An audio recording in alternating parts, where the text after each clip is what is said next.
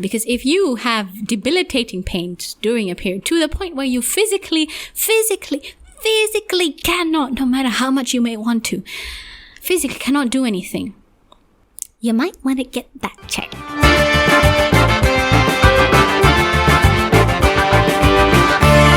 Hello and welcome to another episode of Occasionally Insightful. I'm your host Elisa, and today I wanted to talk about the failures of sex education, which undoubtedly means we're also going to talk about sexual health, women's health, the realities of possessing a vagina, etc., etc. So it's going to be a very intimate kind of conversation.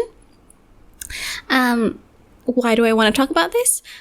Because not enough people talk about this kind of stuff. And so many women and girls are just... So many people in general, not just women and girls, but like the population in general is completely oblivious, or unaware about what is normal, what is okay. And it's a topic that I feel is really, it's a bit of taboo. It's a bit of a taboo, isn't it? So for lack of a better word, we are breaking the silence and we are going to talk about it today. Most of us, I'm sure, have had a pretty dismal sexual education. Sex ed classes in school aren't renowned for being very holistic in their approach. So I'm trying to add value to your lives. So we are going to have this kind of discussion. But first off, let me talk about actually the inspiration behind this episode's theme. And the inspiration is kind of funny, or the story behind the inspiration is kind of funny because it involves me admitting that I have gotten into TikTok. Now here's the thing. I have a sister. She's about half my age, right? She's in her preteen years. And my sister is into TikTok. And she used to show me TikTok videos, like on her phone. And over time, I was like, you know what? They're kind of fun. I'm going to download the app on my phone as a joke. And it stayed on my phone, and it stayed unopened and untouched on my phone for many, many, many weeks. Until one day, I just decided to have a scroll and have a bit of a search. And now it's become a bit of a thing. It's become a bit, I wouldn't say addiction, but maybe therein lies the problem. I don't want to admit that I have a problem, but I do go on there pretty much every day. I swear I'm normal. At this point, I think I'm just slowly embracing the fact that I am a member of Gen Z. I am on the cusp pretty much of the Generation Z, qualification. I was born 98, I think. Gen Z starts from 96, if I'm not mistaken. So, I'm just about in that generation, and I'm just embracing the fact that I am, in fact, young. Even though sometimes my body feels old, I am, in fact, young. So my TikTok my TikTok For You page has mostly been cat talk. There's also random life tips, life hacks. For some reason, I keep getting Excel and software tips. I keep also getting a lot of Malaysia content, which is understandable. A lot of very aesthetic study blur, a lot of coffee related stuff, even though I don't drink coffee, a lot of food, a lot of parenting TikTok, which is weird because I don't have kids and I don't plan on having kids anytime soon, but hey, sometimes it's cute. TikTok has a weird way of becoming addicting overnight.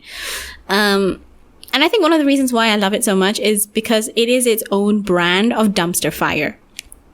And I kind of love it. I like dumpster fire social media. And when I say dumpster fire, I mean, it's just a, mixed bag is an understatement. It's chaos. It's literally anything and everything exists on one social media platform, from memes to educational content to just weird. So I think that's why I like it so much. Because here's the thing, I enjoy dumpster fire social media platforms because like Instagram is too perfect. Like that is where you go when you want to, like that is hashtag goals, right? That is, Instagram is the platform where you feel bad because everyone else seems like they have their life more together than you do, and everyone seems more successful than you do. So Instagram is the platform that is like OMG goals, and it's kind of, I don't want to say fake, but it is I think it's that of all other platforms is the most highly edited version of ourselves. Like that is the platform where people post only the good stuff and only the best stuff. Then, I mean, Twitter is also technically, I guess, a dumpster fire, but I feel like it's a dumpster fire in a more negative way, in the sense of you are more likely to come across like really petty arguments and really just hateful people, like people who just want to attack and people who just want to vent and people who just like, they just want to exist in their own echo chambers, and they will attack anyone who doesn't fit in with their echo chambers. So it's a dumpster fire, but it's a sort of, it's more fire than dumpster, if that makes sense. Then Facebook, I mean, Facebook, first off, who really even uses Facebook anymore? Unless you're a Karen. And I feel that Facebook is like, you have to be yourself. Like you have to be actually yourself. Like you can't put up a fake, quote unquote, fake or edited version of yourself. And you can't really just like exist. Like Facebook is where you actually have to be who you are. And I find that for me personally, when I go on social media, most of the time I just want to, lurk and watch memes or watch funny videos. Like I don't actually, I want to escape from being myself. I don't want to be reminded of me and my friends and no. I think dumpster fire social media that I also enjoy, I feel like that wasn't a proper sentence, but another dumpster fire social media platform that I also enjoy is Tumblr. And I think everyone around my age, like in their 20s, in their early to mid 20s or older, you know, Tumblr was the place to be growing up. Like you were really edgy and cool. Like there was either, like you were either like really kawaii, aesthetic, cutesy, or you were like, chaos. I don't know. Or fan fiction or fandom Tumblr. Yeah. I feel like that was the main divider. Like you were either fandom Tumblr or kawaii Tumblr, or like aesthetic Tumblr. Not everyone who was aesthetic was kawaii, but like either way, like Tumblr, you know, it's not for everyone. I still enjoy it a lot. It's, you know, you gotta embrace that blue hell site for what it is. And if you accept that you could be scrolling through your dash and 1 second you're looking at puppies and the next second someone is calling out American capitalism and the next second someone is gushing over how amazing Chris Evans's abs are in that scene in Captain America: The First Avenger where he first comes out of the capsule super serum thingy. You know, it's just, you never know quite what you're gonna get. And if you embrace that mentality, Tumblr is great. And I have long embraced that mentality. And I just, whenever I open the app, I'm like, okay, what's it got for me this time? And I think TikTok has a similar kind of approach, in the sense of you open TikTok and if you scroll through your For You page, you are not exactly sure what you're going to get. And sometimes it hits the spot and sometimes you're like, why is the algorithm recommending this to me? Like, what about me says I enjoy watching people make coffee? I mean, I do, I suppose. But what about me as a non-coffee drinker says that I want to see this? You know, you gotta wonder sometimes. That was a bit of a tangent about social media, but the point is, TikTok is chaotic and funny and random, and I kind of love it. You know, have your own opinions on TikTok, and you know, I admit that the platform has its problems and it's questionable in some ways, but look, as a content consumer, is great. And I think one of the things that I like about TikTok is you stumble across some really insightful, borderline educational and enlightening little clips, little videos. Like, for example, a while back, there was this TikTok that I watched about this girl who she said basically that pay attention to what people or what your friends apologize for, or what they sincerely apologize for, because they're sort of telling you what matters to them. For example, if let's say that a friend of mine is taking a long time to get ready, and they keep on like apologizing to me, like, hey, I'm so sorry this is taking so long, I just need to do my makeup 10 more minutes, or hey, I'm so sorry we're running late, like I'm almost ready, like please just wait for me a little bit more. And like, to me, it's not that big of a deal, like it's okay, just take your time, I don't mind. And they'll be like, no, I'm really, really sorry. But then you kind of think about it and you realize that, hey, it actually matters to them because they don't like when they have to wait for other people to get ready. I feel like I'm not explaining this very well. Let me give you a better example. So I really hate being late to anything. Meetings, events, social gatherings. I hate being late. I really do.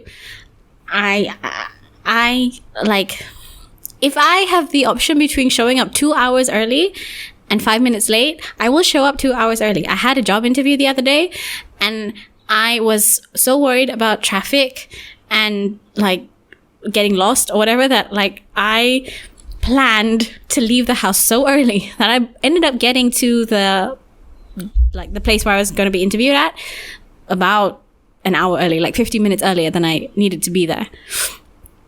And so, but I was like, okay, fine, sure, I'll just wait around.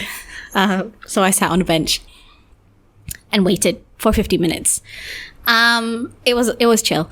And so whenever I'm late to something, or whenever I am running late to an event, I always message like whoever it is I'm supposed to be meeting, like, hey, I'm sorry. And I feel really, really, really bad if I'm late to something. And it's because I apologize for being late because I don't like being late. And I really want the person who is waiting on me to know that I really am sorry, because I know that if I was in their position, I would be so angry and so annoyed. So I want to apologize profusely to them, even though to them me being late might not be such a big deal, but it matters to me. So I'm going to apologize. I think hopefully you get the gist of what I'm trying to say. Basically, TikTok enlightened me about the fact that you should pay attention to what your friends apologize for, because they are implicitly telling you what matters to them. So it can be things like being late. It can be things about leaving your friends on red. It can be things about, responding to messages and taking calls. It can be about just little things that really matter to someone. And they clue you in by the way they apologize, or the way they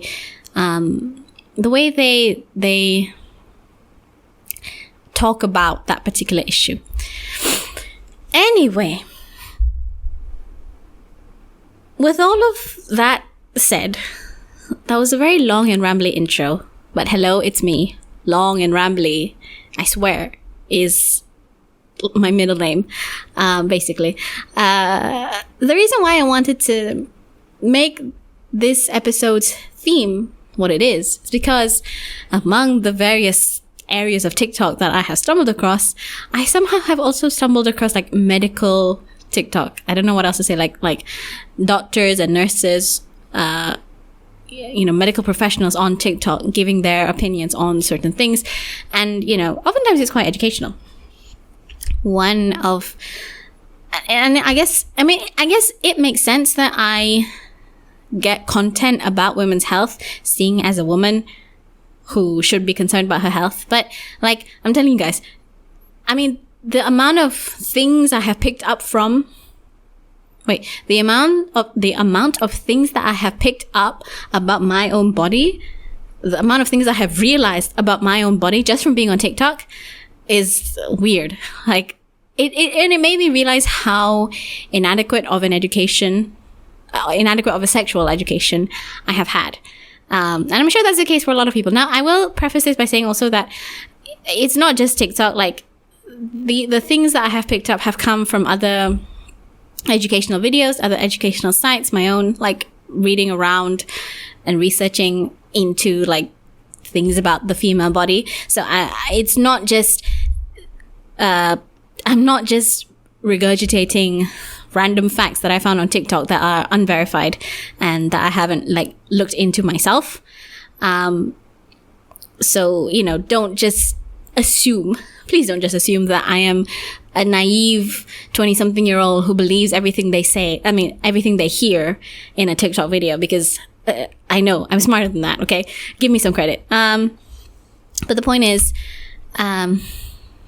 TikTok and educational TikToks have, added more pieces to the puzzle, as it were, or added to the repertoire of knowledge that I don't think repertoire of knowledge is the best, the database of knowledge that I have already been building. Right.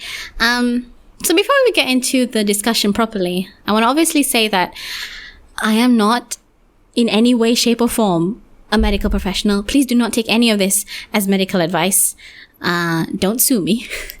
If something that I say resonates with you, or is a situation that you're having to deal with, I encourage you to talk to your doctor, your OB, someone who is qualified to give you professional, actual medical advice, and someone who's preferably not a semi-clueless 20-something-year-old sharing the stuff that she learned online. Okay. I would also like to,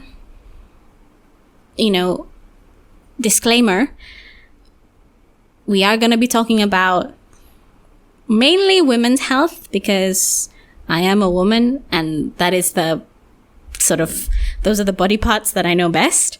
We are going to be talking about vaginas and the joys of having uterus, the joys of periods, the pains of periods. We are also going to be talking about difficult topics like sexual harassment, sexual assault, rape, that kind of stuff. So if any of those topics are difficult or triggering for you, perhaps this is not the episode. And you know me, I'm going to be dipping in and out of all of these different topics, so I can't give you an exact timestamp to jump ahead to. But,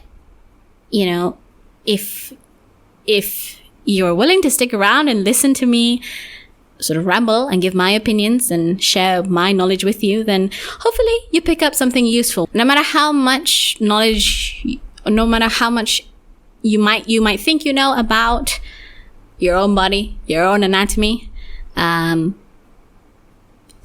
you might be surprised by what else you can pick up. Okay. Oh yes. One more thing I wanted to say is that I wanted to address this before I get any kind of comments. Yes, I am a Muslim, and yes, this episode is about sex, sexual health, women's health. And I kind of wanted to address this point before anyone starts creating drama. I think that for a lot of religions, Islam included, there is a hesitancy to talk about sex and sexual health, because there's many reasons, but I think one of the justifications is that there is this fear that when we start talking about sex and sexual health, and when we start having those conversations more openly, even if it's from an educational perspective. I think the fear is that if we talk about sex, people will want to go and do it. If we start teaching people about sexual health, they're going to start having sex. And I think that is a really, frankly, stupid mindset. I don't believe that talking about sexual health in an educational manner is a bad thing or is something that will automatically cause other people to go and have sex. It's the same. Okay, never mind. I'll get into other reasons in a minute, but here's the thing. Sexual health, you have to remember, is not just about sex, the act of sex. We're not only talking about sex, because we're also, for me, sexual health also means talking about STIs and birth control and family planning and safe sex. It's not sex in a pornographic sense. I am talking about sexual health from the perspective of, education and awareness. And we all have bodies. Let us attempt to better understand our bodies and some of the functions and some of the things that our bodies do. It is not... I get why there is that hesitancy, but I think automatically linking conversations about sex to sex in a pornographic sense, rather than, seeing it as a way for us to have healthy perspectives and healthy conversations about our bodies, then why not? Because also sexual health, at least from a woman's perspective, isn't just about sex, because we also need to talk about, pregnancy and periods and what is normal when you're on your period and what is a red flag when you're on your period. Periods, okay, fine. Yes, they are part of a reproductive cycle, but I don't think many women would say that there is anything sexual about periods. I mean, I certainly don't feel sexy when I'm on my period, but hey ho. I also think that this assumption that talking about sex will automatically lead to more people having sex, like I said, I think it's a stupid mindset, because here's the thing. Drug education. This might not be something that everyone has experienced, but much in the same way that I had some classes about sex ed when I grew up or when I was in school, I also had a lot of classes about drugs and the dangers of drugs, basically. I've had numerous, more lessons about drug use and substance abuse than I have about sex, which I think is saying something, but anyway. My school was pretty good, I would say, about promoting conversations about drug use. They would bring in people to come in and give talks about substance abuse. They would, these people would be former addicts, and, they would share their experiences, and it was interesting, certainly interesting. But despite all of the classes that I had, not once have I ever felt tempted to use drugs or try any kind of substance. And, you might think this is because all they were talking about was like cocaine and meth and like the hard substances, like the extreme quote unquote substances. But, a lot of the lessons that we had were talking about things like cigarettes and painkillers and alcohol. And obviously I'm not going to try alcohol because I'm a Muslim. I have no desire, but, I've never had, despite the many conversations that I've had about drug use and substance abuse, not necessarily abuse, but substance use, not once have I ever felt tempted to try anything. And I suppose, yes, the exact dangers of sex versus the dangers of drugs are different. They both have good sides and downsides, right? Like, there is a reason why people take drugs, whether it's cigarettes or alcohol or painkillers or meth or cocaine. Like, there is a reason why people take all of those different drugs. It's not, some of it is addiction, but initially, right, there are sort of good things, not many, but there are some good things, right, that come from controlled use. right? But despite knowing all of these things, never have I ever been tempted to try or experiment with any kind of drugs. So no, I don't believe that this idea that having discussions about sexual health will prompt a wave of people to get out there and do it. That's not what we're saying. I think having discussions about sexual health will instead create a group of adults who, when they choose to engage in sexual relations, will be able to do so in an informed and healthy way, which I think is a lot more important than creating a group of adults who go out there and just act recklessly and act dangerously and, endanger themselves, endanger others. Basically, what I'm saying is I think we need to have more conversations about sexual health, and I think the sex ed system, at least as I experienced it, and I'm sure as many other people experienced it, it's failing us, basically. Here's the thing. So often when we talk about sex ed, for me, most of it was about STIs. Some of it was about birth control. Maybe you were fortunate enough to learn about the female reproductive cycle. But for me, learning about the female reproductive cycle happened more in actual biology class, actually educational, what are the hormones that get released at different times of the cycle. So it wasn't sex ed per se, but, at least I got to learn about it. Maybe you got the opportunity to put a condom on a carrot, which I did. That was a lesson. That was, is that a universal thing that everyone kind of goes through, putting a condom on a vegetable? The point is, I think that a lot of sex ed is very factual, which is important to a certain extent. You need to know what are the STIs that exist and, what are the symptoms. You do need to be aware of the different methods of birth control and how to safely use them.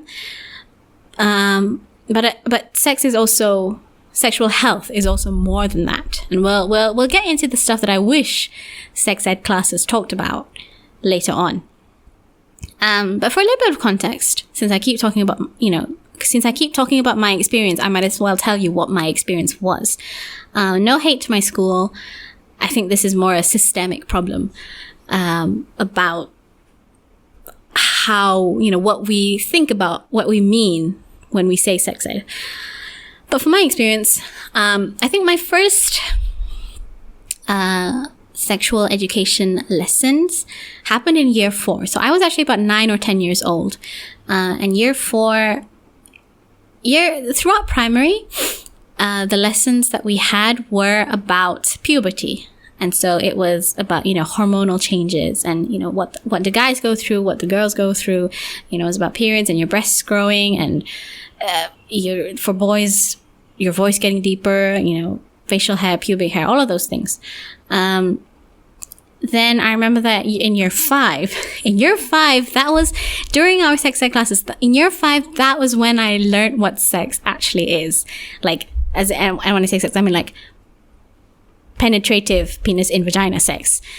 And I remember, that is one of the memories from my childhood that is seared into my brain. Because I remember the moment the teacher said, the penis has to go into the vagina, the whole class, screamed. I was like, ew! That's yeah. Because, I remember also in year 5, they split, the girls were in one class together and all the boys were in one class together. So all of the girls, when the teacher said that, all the girls in the class just went, ew! It was kind of funny looking back at it. Yeah, because up until that point, and I know I'm not the only person who thinks this, but up until that point, I just thought that sex was hugging each other with your clothes off. I genuinely believed that is what sex was. Oh, okay. Then in year 6, I think it was more year 6. Again, they split the classes. So all the girls were together and all the boys were together. And I think for the girls, there was a lot of talk about, again, puberty and, especially periods. Our teacher demonstrated what a pad looks like and how you would open one. Something along those lines. Then I don't think I had any sex ed lessons during year 7 or year 8, but in year 9, we did. And that was the year where I got to put a condom on a carrot. That was the year where we learned about STIs. That was the year where we also kind of learned about birth control. And other than that, I think that's about it. And then later on, a couple of years later, when I was doing biology for my GCSEs, that is when we learned in depth about the female reproductive cycle. Why does a period happen? What, the different hormones associated at different times of the cycle. But like I said, that was more of a scientific approach to explaining it. And it wasn't really a discussion about sexual health. It was more a discussion about, from a biological perspective. So I think that, it wasn't a terrible education. And especially, I think the stuff about puberty was okay. But at the same time, it's incomplete, almost woefully incomplete. And I know that a lot of other people probably had a more incomplete experience than mine did. I've heard of people who didn't even really get any kind of education about the different types of birth control, other than a condom, or even education about STIs. But in general, I think that sex ed tends to be too technical. Or it also kind of infantilizes children. I mean, I understand it's a delicate topic, and you don't want to be infringing on any laws. I don't want teachers to be breaking any laws when they give sex ed classes. But I also think that we need to have more nuanced conversations about the realities of sexual health and reproductive health. Because as I said, I think that sex ed is a little too technical, a little too fact-based, and it doesn't really, I feel that sex ed should be more of a conversation where people can ask questions, and questions that aren't just about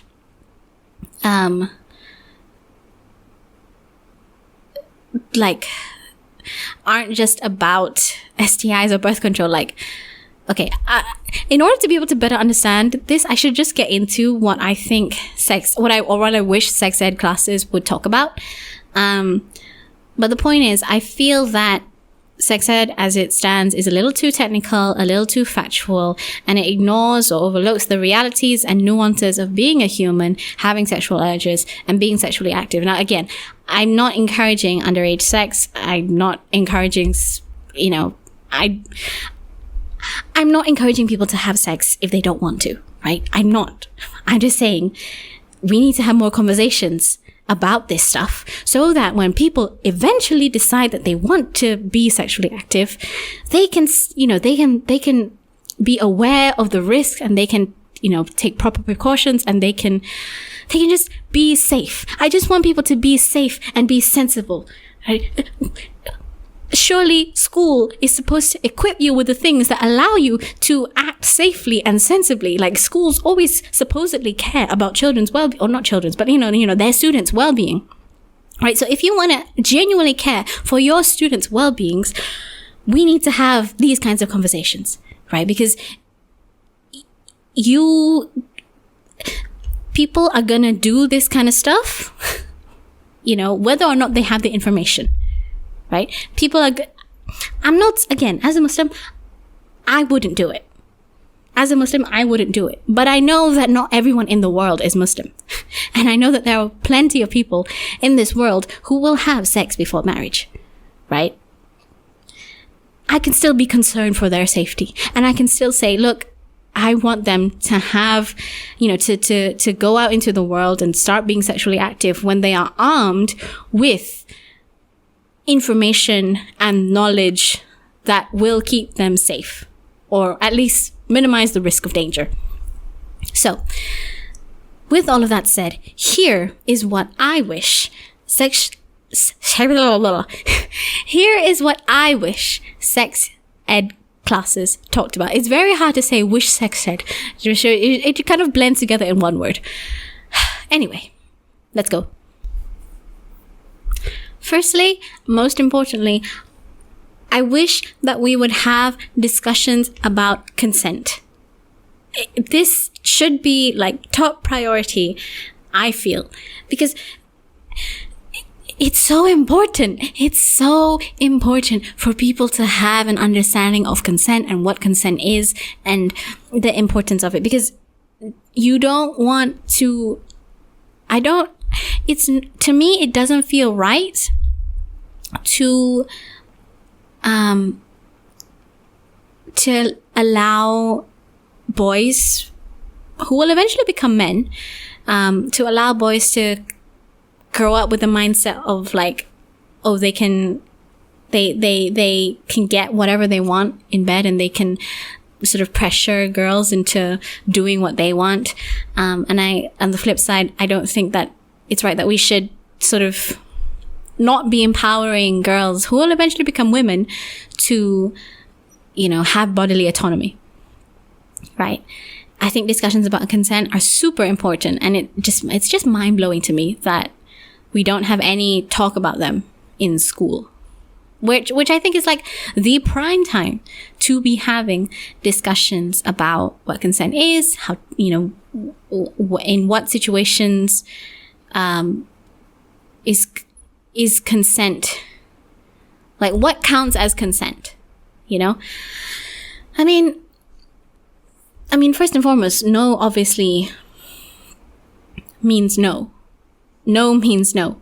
And if you are ambiguous about that statement, then please reassess yourself and maybe, I don't know, stay away from women for a while.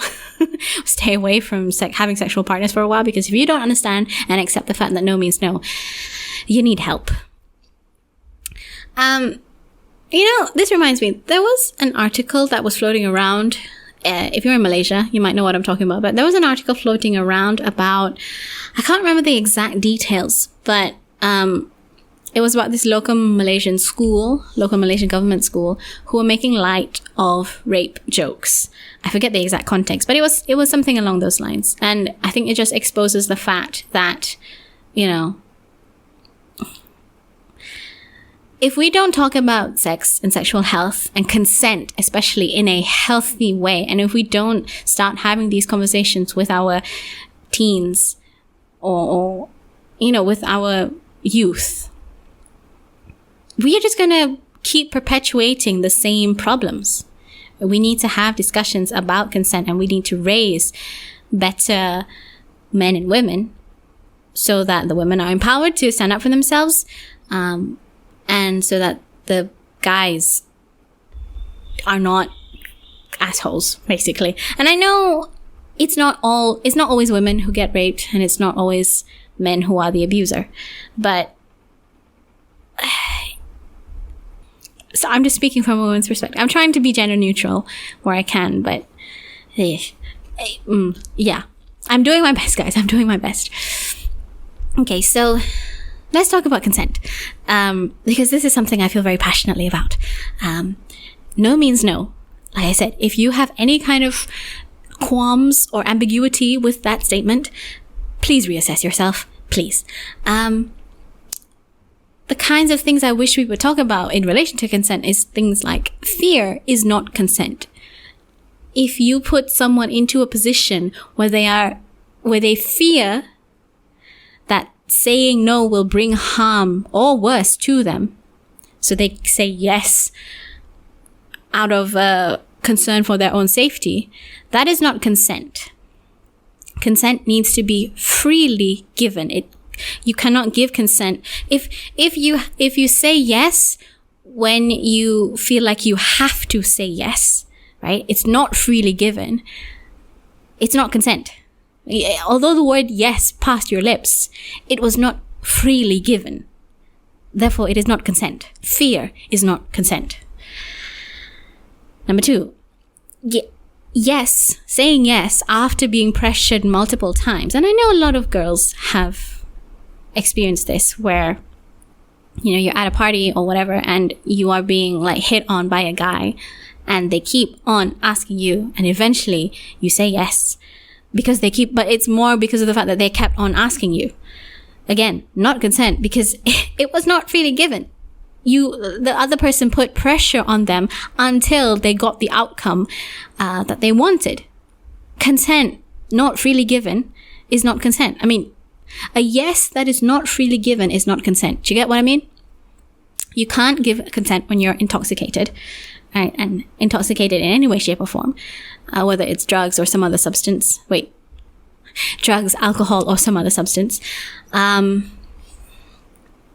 also think, like, if there is a clear power dynamic, like one person is clearly superior to the other person, and that can be, you know, in a workplace environment, in a sort of terms of money or fame kind of environment situation. Again, I would be questionable over whether or not the yes was freely given, because I think if there is a very stark power dynamic, again, it's kind of the idea of being manipulated into saying yes, or being pressured into saying yes because the other person is so powerful. I think that power thing plays into the fear aspect, or the yes after being pressured aspect.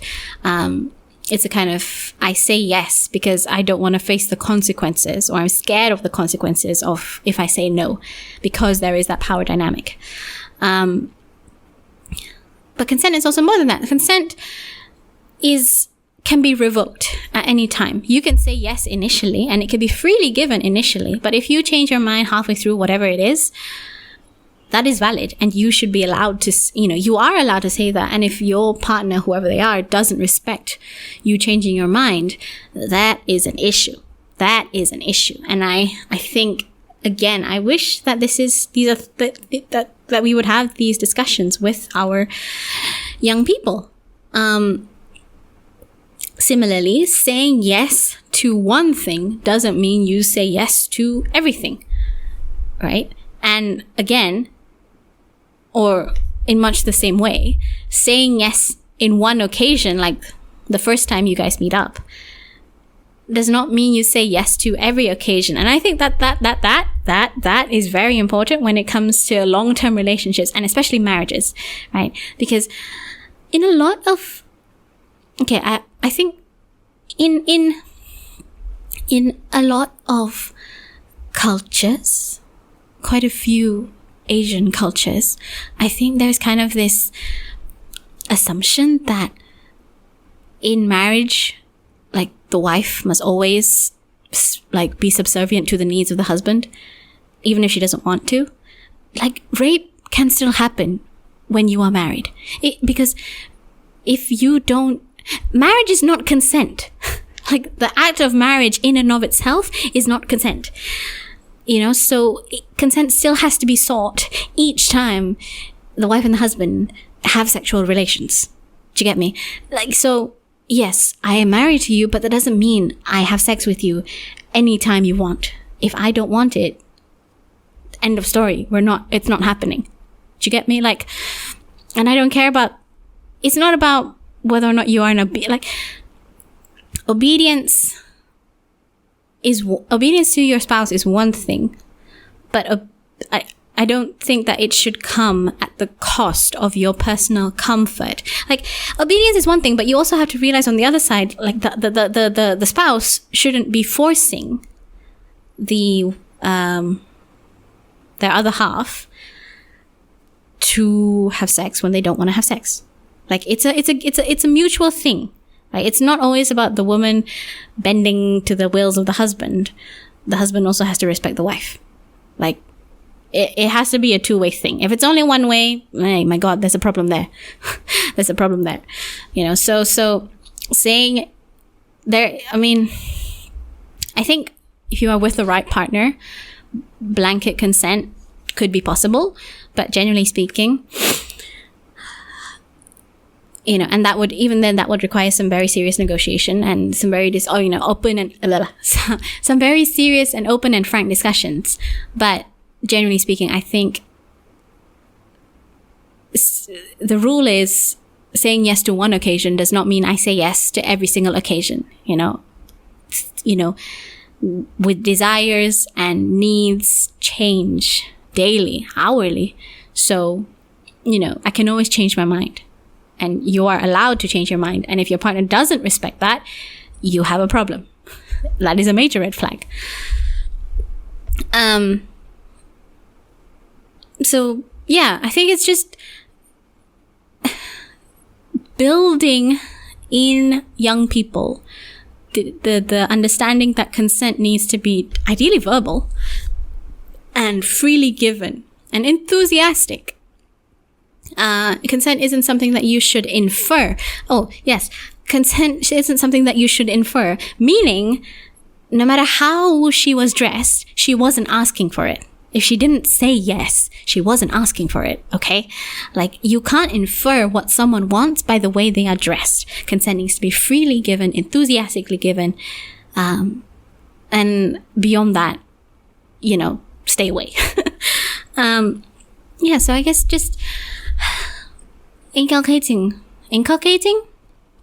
just instilling in the minds of young girls and boys that, or young people, that if any form of manipulation or pressure is used, it's not consent. And that's what I mean, like, sex ed isn't always a discussion about sex per se, but it needs to encompass these other nuanced realities of being sexually active, because this, you know, empowering people with this knowledge is what helps them be sensible and safe. And I'm just worried that there are people out there who misunderstand these things, and it puts them, either it puts them in dangerous situations, or they are putting people, you know, they are the perpetrator, they are the bad guy. Neither of which are, you know, neither of those two sides of the coin are desirable. Also, as a random side note, sex shouldn't hurt. Sex shouldn't hurt. And if it does hurt, it's something you need to look into. The body has systems in place, to ensure or to help reduce any pain that might result from sex. So for women, it's self-lubrication, right? So if it hurts, use some lube, basically. Okay. Oh yes, another point I wanted to make about consent is that one discussion about consent is not enough. I think, again, that's another mistake that sex ed classes have. Like, we have a handful of sex ed classes towards the end of the year, and they assume that that's enough. It is something that needs to be revisited, I think, multiple times. And ideally starting, you know, because consent doesn't just apply to the sex. And I actually want to make a whole episode themed about consent, because, as I said earlier, it's something I'm quite passionate about. It's an important topic to me. And so, because consent is fundamentally a discussion about bodily autonomy and empowerment, right? So I think it's healthy to have these types of conversations from an early age, not necessarily in a sexual context, but just saying, like, you know, empowering kids, say, like, look, if I don't like being hugged, that is okay.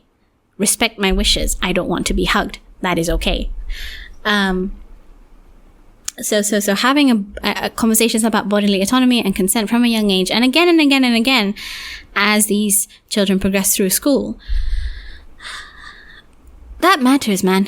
That is important, because it is only through repeatedly having these discussions that that the values get instilled within us. One time, maybe it sticks, maybe half of it sticks, but again and again and again, that's how it kind of becomes embedded in our brains, right? Our brains learn through repetition, spaced repetition. Okay, so that is one umbrella of topics that I wished sex ed classes would discuss. The second, and here we are deviating into women's health, women's reproductive health, the second umbrella of topics is about the realities of owning a vagina, or possessing a vagina. Now, this is something that I think both men and women should be aware of. And I say men because the amount of guys who are just clueless about periods is so frustrating. The amount of guys who don't know anything, it's shameful. It is, I'm going to come out and say it is shameful. And I know, like, guys don't necessarily deal with periods themselves, but that doesn't mean they shouldn't know about it. Like, I don't deal with the ocean on a day-to-day basis, and yet I still know some things about the ocean. Just because you don't deal with something doesn't mean you shouldn't be aware of it. Anyway, the realities of having a vagina. Again, this is a sex ed topic that isn't specifically about sex. Firstly, obviously, periods. Oh my God, where do we start? There is so much to cover under this umbrella of periods. It's a mini umbrella underneath the big umbrella of how. So under this mini umbrella, I would like us to talk about, or I wish we would talk about, things like endometriosis, the perils of owning a womb, what is normal amounts of pain on your period, because if you have debilitating pain during a period to the point where you physically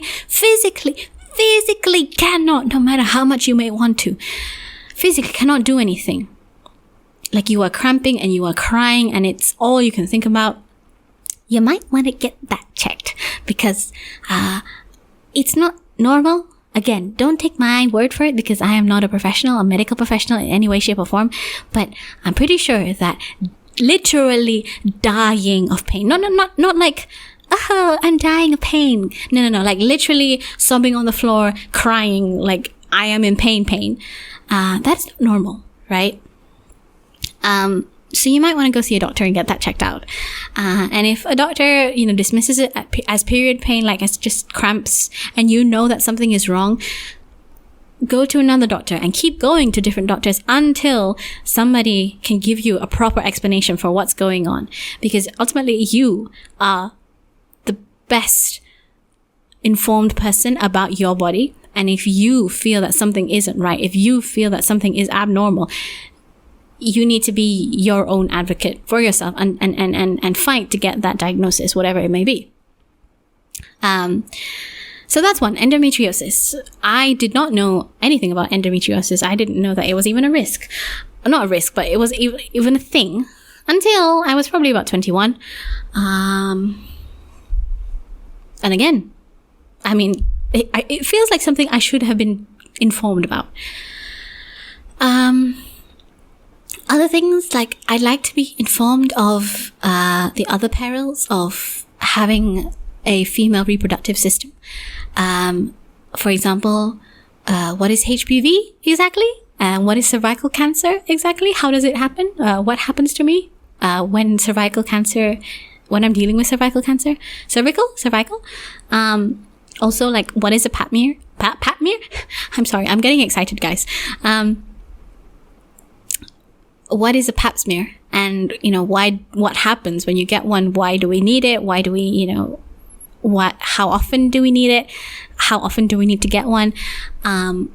Those are questions I still don't know the answers to, I have to admit. But I'm sure I could go and find that out for myself if I wanted to on Google, but it feels like these are things that should be taught to girls, because at some point in their life, they are probably going to have to deal with one. what is an ovarian cyst?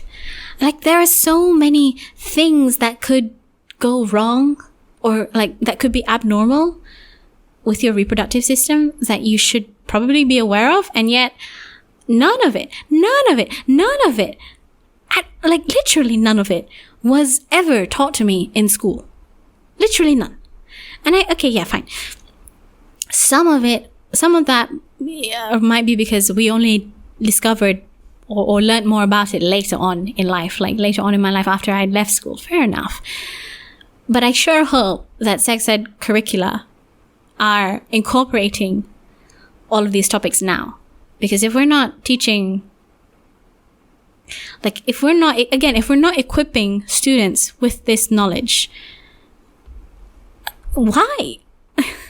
Why are we not informing them of these risks? Like, you're telling me that I should know more about the different parts of a plant. You're telling me I should know more about the different parts of a plant than I should know about my own body. A plant, I know more about a plant and the parts of a leaf than I know about my own body. Like, what even is that? I don't get it. Okay. I also think that just a basic understanding of like why periods are the way, like why periods hurt. It was only until much later in life, like when I was in university and I was randomly watching a YouTube video, that I learned that you get period cramps because your uterus is literally like having contractions. Like, it is basically having contractions so that it can shed the uterine lining, like so that it can squeeze out the blood, for lack of a better phrase. And my mind was blown. I was like, oh, that makes sense. It does feel like my uterus is out here to kill me every time I'm on my period. Oh, that makes sense. And again, sex ed didn't mention that at all. Would have helped. It's just so frustrating that why do these curricula choose to keep people in the dark about their own bodies? Like, hello, it is my body. I have a right to be able to access the information that allows me to understand it better. Not just literally just so that I know more about it. Like literally for educational purposes. So that I understand it better, so that I can understand what is normal, what is abnormal. Oh, it really frustrates me that people don't talk about this. Also, blood clots are normal on your period. Literally, it happens because, depending on the shape of your vagina, when you sit for extended periods of time, or when you lie down for extended periods of time, like when you're sleeping, the blood kind of collects in the vagina. And when it collects, it forms clots. And clotting is a sign that your blood is doing what it's supposed to do. Like, blood that just sits for a while should coagulate that way. But the first time I was sitting on the toilet having a pee, and a blood clot, like a hole, I felt it come out. The first time I felt that plop, I freaked. I was so scared that something was wrong with me. And then later on, I just learned that clotting is completely normal. I'm like, oh, it's okay for me to just shed chunks of blood. I mean, it's not a lot. Okay, before anyone gets worried, it's not a lot. And it doesn't always happen. But on the heavier days, sometimes I get clots. It is normal. To this day, it still kind of surprises me. Or slightly freaks me out a bit because you can feel, or at least I can feel the little as it falls out. And I'm just, having a vagina, guys, having period, guys, it's an experience and a half.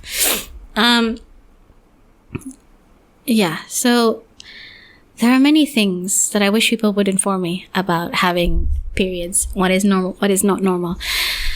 As an aside, this is going to be this is a tangent. When I say this is very much a tangent. As an aside, if you want a pro dating tip, or even a pro friendship tip, and you know, you're a woman and you want a pro tip. I don't know why the words are so hard for me to put together right now. Okay, here's the pro tip. Just mention something related to your period. If you want to test whether or not someone is worth having around long term, like whether they're a friend or whether they're going to, you know, whether you're assessing them as a long-term partner kind of person, just mention something period related. You know, whether it's like, oh, you need to go and get pads, oh, you're cramping really bad, oh, your flow is super heavy to do. Like maybe you don't even have to mention the word period per se. Just mention something period related and see how they react, because their reaction will tell you so much about who they are. You know, it will tell you what their attitude is towards something that is completely normal. Because if you are a grown-ass man, grown-ass human, and you can't have a mature conversation about periods without getting like super uncomfortable and grossed out or laughing like an immature child, you probably don't want to deal with that person long-term. I'm just saying. It's a really good way to suss out the good ones from the questionable ones. Yes. Tangent over. Back to the topic of opening vagina. Discharge. This is a really new one for me. New as in I watched a YouTube video recently and read a couple of articles. What is normal? Did you know like the different consistencies that discharge can be, and the fact that discharge changes throughout your cycle, which is again completely normal. How much discharge, what color your discharge, and what smell your discharge is. Why is discharge? It is a word that is really hard to say for me. Then again, most words apparently seem to be hard for me to say. Discharge is completely normal. But if it smells particularly questionable, like if it's new and you've never experienced that color or that scent and it's accompanied with other symptoms, maybe it's something you need to get checked out. The particular video I watched was by Mama Dr. Jones. I love her. She's, again, a great source of education. So if you want to go check that out on YouTube, you can. But also, I've discovered recently that bleaching of your underwear is completely normal. And there I was thinking, or, you know, bleaching and discoloration of your underwear, normal. There I was thinking that, like, I'm just dirty or something, and, like, the washing machine doesn't fully clean my underwear. No, it's because your vagina is acidic. Like, it's naturally acidic, and acids bleach stuff. Like, so it is just your vagina and your discharge naturally bleaching fabrics. Normal, completely normal. There I was thinking that, like, something was wrong with me or something funky was up. No. It's normal. Did I learn this in school? No. Did I learn this in a YouTube video? Of all places, yes. That's what I'm saying. Like, it's just, like, this is not sexual. Like, it is literally just, I'm just literally learning about my body and how it functions and what is normal or what is not normal. And none of it was taught to me in school. It's just mind-blowing how little education I got about this. On the topic of vaginas being acidic, don't shove douches or soaps or any kind of cleaning product into your vagina. You know, putting foreign products into your vagina will just mess up the pH and throw off the microbiome. So just don't. Just don't. You don't need to. Your vagina knows how to take care of itself. Oh, yes. I should have mentioned this when I was talking about periods earlier, but I would have also liked us to talk about different types of period products. In fairness, I can give more leeway to this topic because I think that These more eco-conscious period products only came out fairly recently. Your menstrual cups, your menstrual discs, your reusable pads, all that sort of stuff, period panties. They came out fairly recently. So I understand that. I just feel like, again, there is, I would have appreciated a discussion about this. And about the different options out there, and the fact that, disposable sanitary products do create a lot of waste. We can't help it, but, some people do want to be more environmentally friendly, environmentally conscious, more sustainable, leading a zero waste lifestyle. So, yeah, having a discussion about the different period product options available out there, I think would be useful. Also, I personally use pads, so a discussion about how to insert a tampon isn't necessarily relevant to me. I'm never going to use a tampon. Personally, that's not what I'm comfortable with. But yeah, never. I mean, I knew vaguely that this thing called a tampon existed, but it was only through TikTok that I realized that I learned how you're supposed to put one in. And I feel that maybe this is something we should be teaching young girls, so that when they eventually get their period, because they probably will at some point, just so that they're aware. If they want to use a tampon, here's how you shove one up your vagina. It's not literally shoving, it's pretty chill insertion, it seems, but equipping people with knowledge about how to deal with their periods doesn't sound like a bad thing, does it? Yet, for some reason, schools don't want to talk about it. I don't know. Make it make sense. Okay. Okay. The anatomy of a vagina. Now, okay, here is where I feel that some Muslims might have an issue, because learning about the anatomy of vagina could involve looking at diagrams, and some people might think that that's pornographic. It's not my place to say, but again, I'm not coming at it from a pornographic point of view, sex as porn.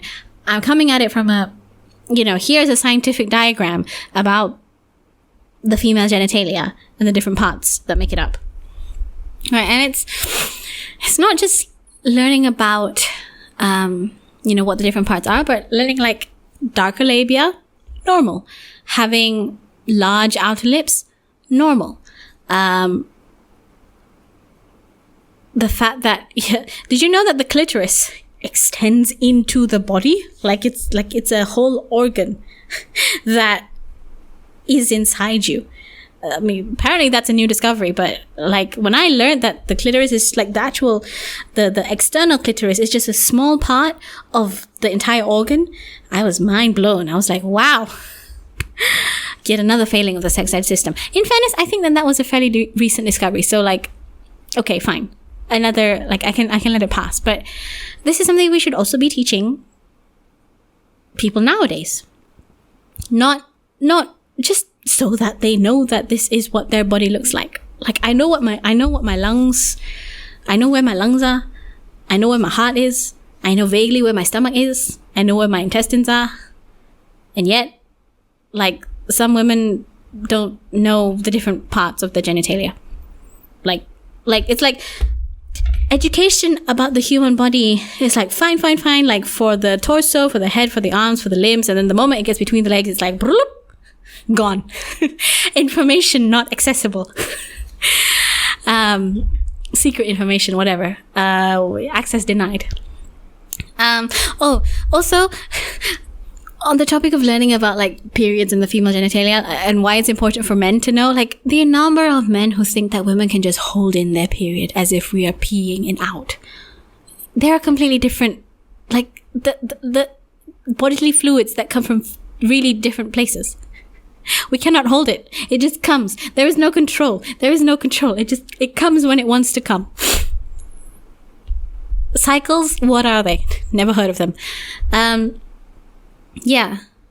And actually on this topic of like being able to hold it and peeing and whatnot, UTIs, that is another thing that I wish we would talk about, because when I remember, like, the first time I got a UTI, which is also the only time I've ever gotten a UTI, I was like, what is this? Like, I remember going to the toilet and being in pain, like burning pain. I was like, what is happening to me? I go and Google, oh, it's a UTI. Okay, that makes sense. I need to go to the ER. So, yeah, that's another, like, again, it's just, again, nothing sexual. Just learning that this is something that you might have to deal with at some point in your life. Oh, okay. I'm trying to think if there's anything else about vaginas and periods specifically, but I think that might be it. If anything else comes up, I'm sure I'll talk about it. So that was, broadly speaking, the second section. So the first section was consent. The second section, or the second topic I wish we talk about, was vaginas, the realities of having a vagina, the female anatomy, and also just the realities of having a period and how to deal with having a period. Okay. Thirdly, hymens and virginity. Oh my God. This, again, I have thoughts. TM, trademark. Okay. Here's the thing. I believe that virginity as a concept is super problematic, because oftentimes it's portrayed as this thing that a woman loses and a man takes. And it's so heteronormative and patriarchal that it's disgusting. And I think it's very problematic to continue upholding this sort of purity culture. Now, this is coming from a Muslim, where sex before marriage is haram in Islam. It's not allowed. It's forbidden. I accept that. I have no problem with that. I will not be having sex until I get married. Like, that is not an issue for me. I accept it. But I don't believe that me not having sex, or refraining from having sex until I get married, I don't think that makes me morally superior to someone who chooses to have sex before they are married. I religiously can disagree with their decision. I, from a religious perspective, can disagree with their decisions, and I can see how that's wrong to me from a religious point of view. But ultimately, like, they have different beliefs. They can do what they want. The only thing I can do is sort of, if they wanted to listen, I can educate them on my perspective and why Islam tells us to not do that and to wait until marriage. If they wanted to, I can educate. But ultimately, I cannot force someone. I cannot force my religion and my beliefs onto someone else, onto a non-Muslim, right? But the point is, the fact that they choose to have sex before marriage and I don't, doesn't make me better than them, doesn't make me superior, morally superior, above them in any way, right? But somehow, for some reason, that is how some people choose to think about it. Some people choose to think about the fact that, like, I'm a virgin, I'm saving myself until marriage, that makes me better than everyone else. What? Where did that come from? Similarly, on the flip side, there's also this idea that, like, if you do save yourself until marriage, and this usually doesn't happen when you know that the person who is saving themselves till marriage is religious, like when you know that they're doing it because it's for religious reasons. Usually they don't get so much backlash, but everyone else who chooses to just wait, they're given so much flack for it. And it's like, there's this pressure to go and have sex. And again, that's not healthy. That circles back to this whole topic of consent. And you as a person should decide when you become sexually active, right? It's not something that's forced upon you. It should never be something that's forced upon you. You yourself have to make that decision when you're ready. It's so disgusting that either way, if I, like, it's disgusting from both sides of the coin. Like, the people who are waiting until marriage to have sex, like, some of them see themselves as morally superior, and then the people who don't wait, or some of them, like, I'm better than you because, like, I'm living my life. I don't know. It's just weird, okay? The point is, I can respect my religion and I can believe in my religious beliefs and still call out toxic purity culture when I see it. And the concept of virginity as it stands today, my God, it is so toxic, right? The two aren't mutually exclusive. I can be a Muslim and I can, believe in the concept of not having sex before marriage. And I can still say that the concept of virginity as it stands, as most people refer to it as, is problematic. Yeah, they're not mutually exclusive. Yeah. Importantly, and I think one of the most toxic, most disgusting manifestations of this belief is this whole idea of like a test for virginity. There is no test for virginity. Okay, go look at any, go read up any doctor's reports. There is no test for virginity. Okay, this idea of the hymen, right? This idea of the hymen and what most people think the hymen is. No. Wrong. Okay. Put it this way. If there was a barrier in the vagina, as most people believe the hymen to be, if there was a barrier in the vagina, how would period blood come out?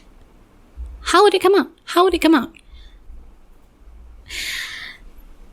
Now, in fairness, some people do have hymens that are unbroken. And so when they get their period, the blood does kind of sit there. But like, it's very rare. And there are ways to take care of that. Right? But for most vagina owners, just day-to-day life causes your hymen to stretch and break, and everything from riding a horse to jumping to playing. Like, it just breaks by itself. It's normal. And there are like different, again, I'm not a medical professional, so I don't know the technical terms, but the vagina can appear in different ways. Like, it can be more visible in some women than in others. But the point is, there is no way to test whether someone is still a virgin. Right? The best way to know if someone is still a virgin is to ask them yourself. Have you had sex before? Yes or no? No? Okay. Done. So yeah, this whole concept that we can test whether girls are pure, false, disgusting and false. Also on that note, the first time you have sex, and I said this, I said earlier that sex shouldn't hurt, but the first time you have sex, there shouldn't be blood. There shouldn't be blood because there is nothing to break. There is no hymen to break. So if there is blood, and if it does hurt, that's not good. You need more lubrication. You probably need more time to get prepped, more time to relax. It shouldn't hurt. Even if it is the first time, it shouldn't hurt. And I know it sounds like, how do I know this? I haven't had sex before. I watch videos. As in, I watch educational videos. I don't watch porn. I should clarify. I watch educational videos by like OBGYNs. Okay, so enough people and enough articles have told me that sex shouldn't hurt because your body is meant to be able to have sex, right? It's meant to be able to procreate. So, your vagina has ways to lubricate itself. Your vagina stretches to accommodate your partner. So if it hurts and if there's blood, something is wrong. And that, like, if it's excruciating pain, especially, you should probably stop and take a break. Okay.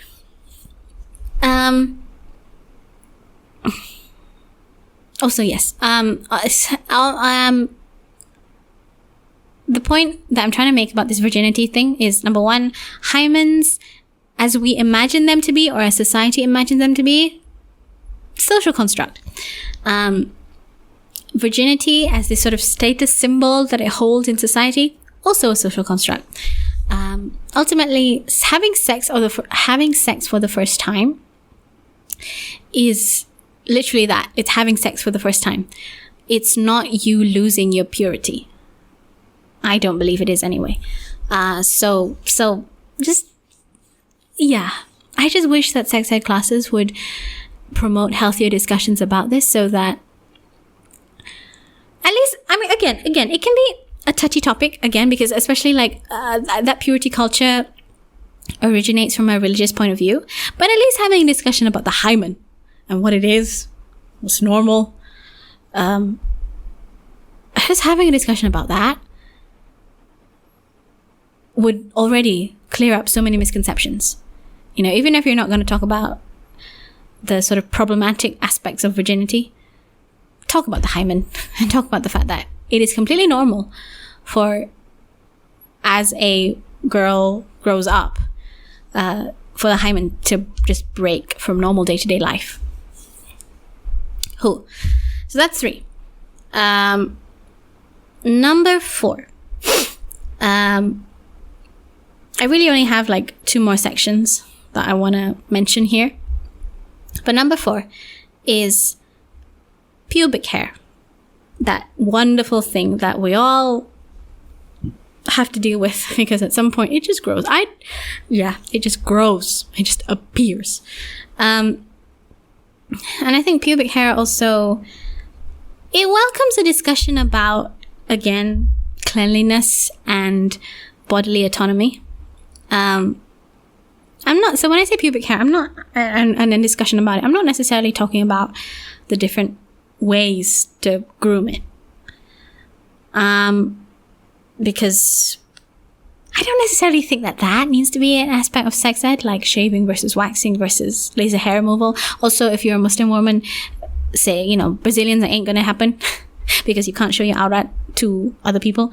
But I'm just talking about pubic hair in the sense of why it's there, why it exists, the fact that it's normal to be there because that's just how human bodies are, and the fact that there exists this double standard where guys can just let it all be au natural, and most women are expected to do something about it. If not, you know, usually expected to be completely bare, which is ridiculous. I like, why does that double standard exist? I tell you why. It's because of like, it's mainly because of porn. Like, it's something that has diffused out of the porn industry and into everyday society. But just, again, having a healthy conversation about pubic hair, the fact that it is normal and the fact that you alone decide how that pubic hair is maintained. So if you don't want to do anything, fine. If you choose to wax it off, fine. If you choose to shave it off, fine. If you choose to have like a permanent laser hair removal situation, also fine. But ultimately, you choose. No one else gets to tell you how to groom your own body. You choose. And if your partner is trying to tell you like they prefer a certain way, don't deal with that person. Get yourself out of that relationship. Okay? Get yourself out of that relationship. They are not worth it. Unless they are willing to accommodate your requests. Then maybe you can come to a decision. Yeah. Maybe that's... I think sex ed, what I'm trying to say about sex ed is just questioning some of the problematic and unhealthy mindsets that a lot of young people have with regards to being sexually active, the realities of being sexually active, everything from virginity to pubic hair to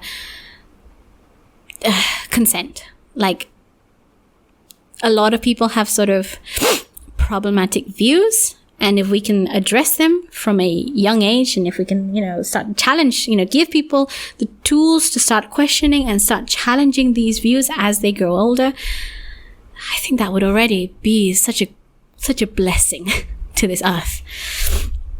The final thing that I wanted to talk about, and this is funny because like I discovered or I learned about it fairly recently, is this idea of blue balls. I guess this ties back into consent. But, okay. Guys sometimes use blue balls as an excuse to get their partner to have sex with them.